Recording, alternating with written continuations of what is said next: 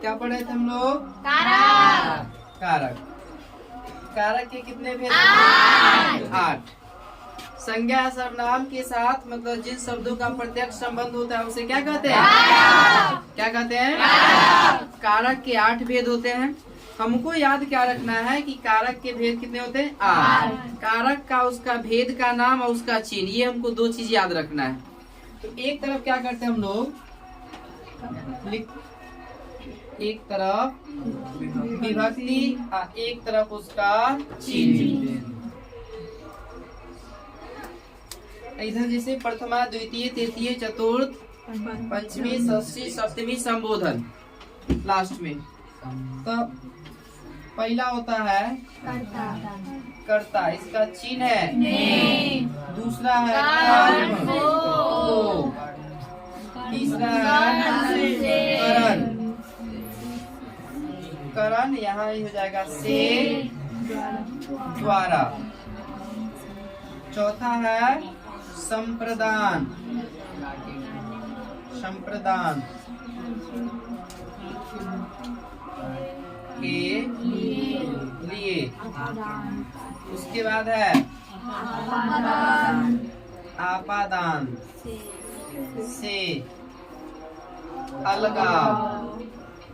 उसके बाद है संबंध, क्या है? संबंध, संबंध का के ही। उसके बाद है अधिकरण, अधिकरण में पर। उसके बाद लास्ट है संबोधन।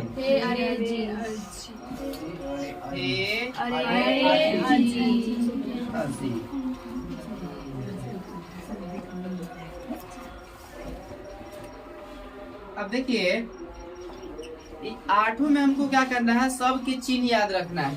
जैसे कर्ता ने कर्म को कर्म से द्वारा, संबंध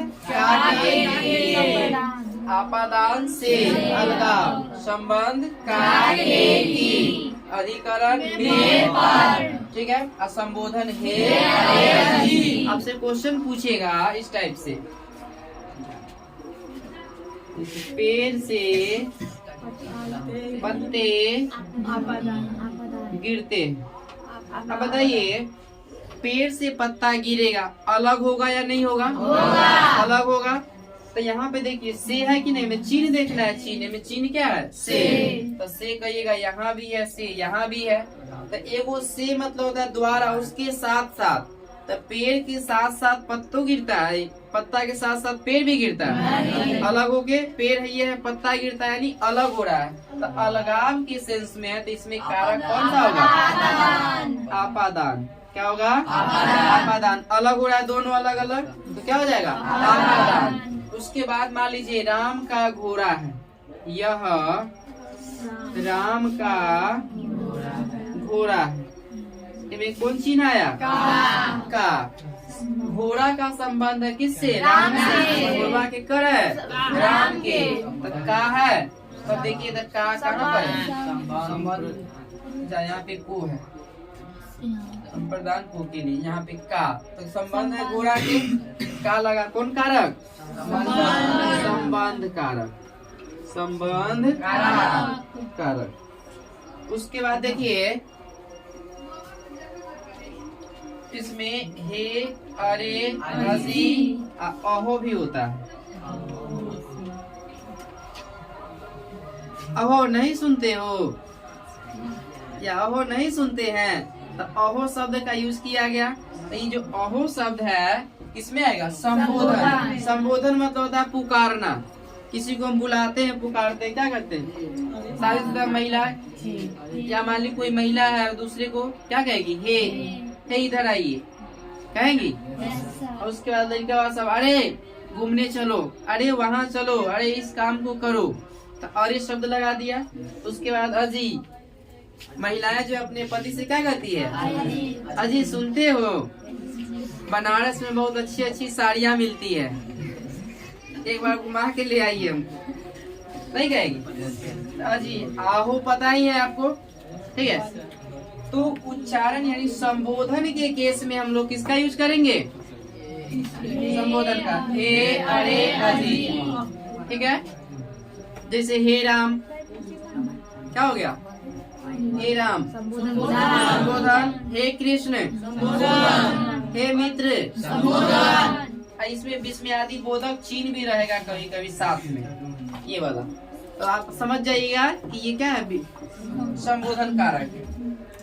छत पर, पेड़ पर कौवा है, पेड़ पर कौवा है, पेड़ पर कौवा है।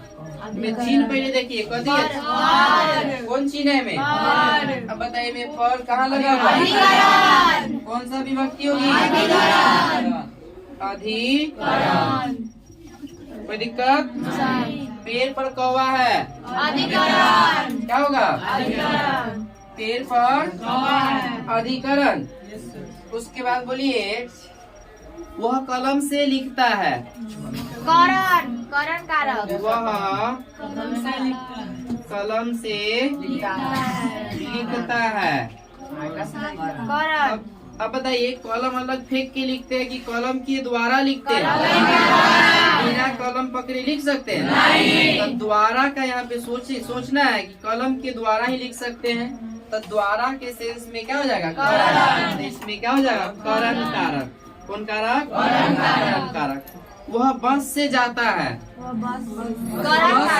पकड़ के न जाता है, बस में बैठ के जाता है, बस के द्वारा जाता है, तो क्या हो जाएगा? करण कारक। क्या हो जाएगा? करण कारक, ठीक है। उसके बाद आपसे पूछेगा, राम ने रावण को मारा, तो यहाँ पे दो हो गया, ने भी हो गया, को भी हो गया। तो आप एग्जाम में एक चीज ध्यान से देखिएगा, नीचे अंडरलाइन कर रहेगा इस टाइप से। तो और लड़का सब यहाँ देखिएगा, ने भी है, को भी है, कोई मार देगा वो। तो आपको ध्यान से देखना है, नीचे अंडरलाइन किया हुआ रहेगा, उसी के बारे में आपसे पूछ रहा है।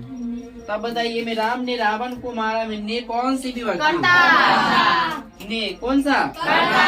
अगर को पूछता क्या पूछते? कर्म कहते। अगर को पूछता तो ये सब है कारक। बस उसका आपको चिन्ह याद रखना है। चिन्ह याद है तो 3 नंबर 2 नंबर आप आसानी से क्लास 10th या 12th के एग्जाम में ला सकते हैं। चिन्ह याद रहेगा, चिन्ह से उसके कारक को आप आसानी से व्यक्त कर सकते हैं। कोई दिक्कत है कारक में? किन्हीं को है तो पूछ सकते हैं।